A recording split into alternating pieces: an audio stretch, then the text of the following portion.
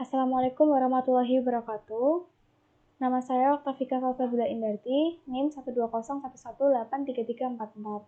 Saya akan menjelaskan proses pengerjaan dari Final Action Statistika Industri nomor 1. Soal nomor 1, proporsi 25%.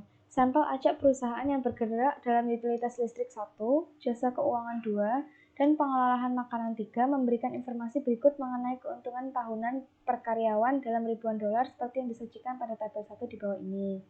Tabel 1, keuntungan tahunan per karyawan dalam ribuan dolar. Companies 1, 2, 3, dan terdapat 5 sampel data setiap companies.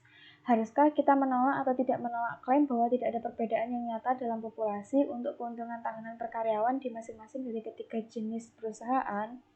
Gunakan tingkat signifikasi 5% dengan asumsi bahwa keuntungan tahunan per karyawan akan berdistribusi normal dengan variasi yang homogen. Berdasarkan pada soal nomor 1, kita mengetahui ada dalam bab 2 ANOVA di mana digunakan untuk melakukan pengujian perataan atau perbedaan dalam antar variabel atau kategori. Kemudian ada solusi pengerjaan, di mana pengujian hipotesis yaitu menentukan H0 dan H1.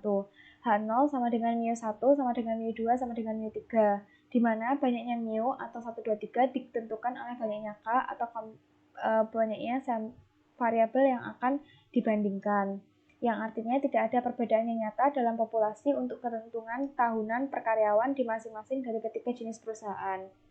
Sedangkan H1 artinya minimal ada 1 sama dengan tidak berlaku pada H0, terdapat perbedaan yang nyata dalam populasi untuk keuntungan tahunan per karyawan di masing-masing dari ketiga jenis perusahaan.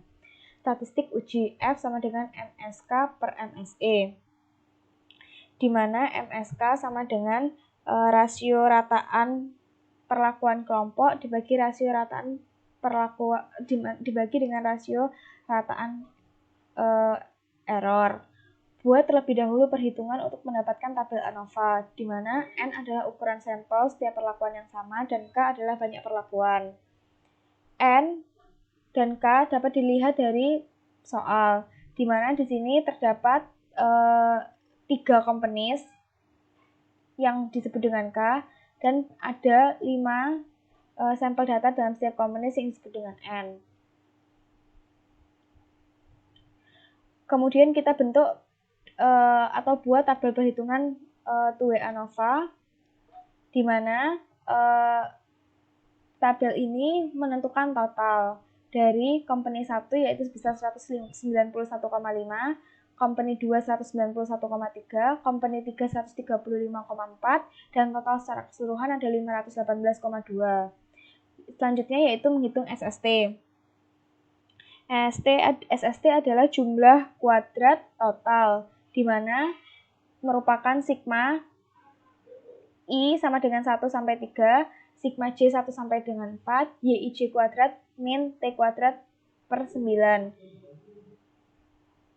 SST sama dengan 49,1 kuadrat ditambah 55,6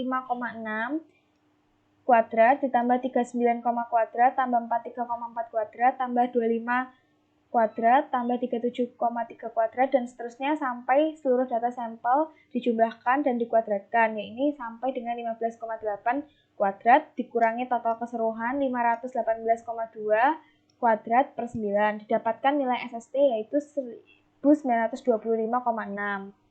SSK derajat kebebasan kelompok, di mana rumusnya sigma J sama dengan I sampai K TJ kuadrat per N dikurangi T kuadrat per 9.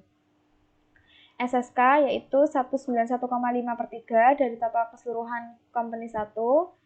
Kemudian ada company 2 191,3 dan company 3 135,4 kuadrat dikurangi 518,2 kuadrat per 9. Nilai dari SSK adalah 418,14. Kemudian menghitung SSE yaitu jumlah kuadrat error, mengurangkan dari jumlah kuadrat total dengan jumlah kuadrat kelompok. Didapatkan nilai SSE yaitu 1534,46.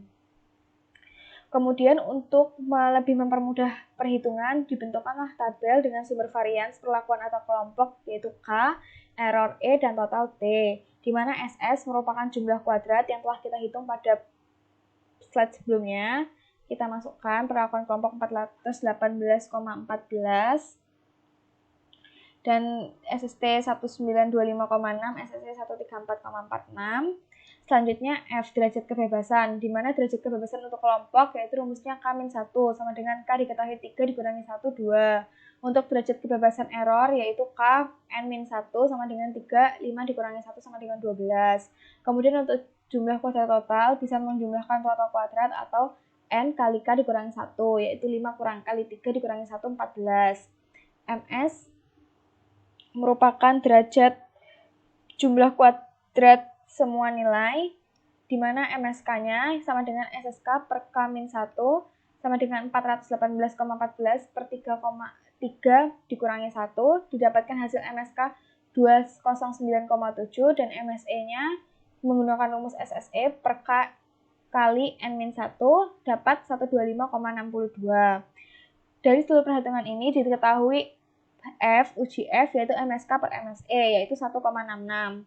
Kriteria uji dan daerah kritis.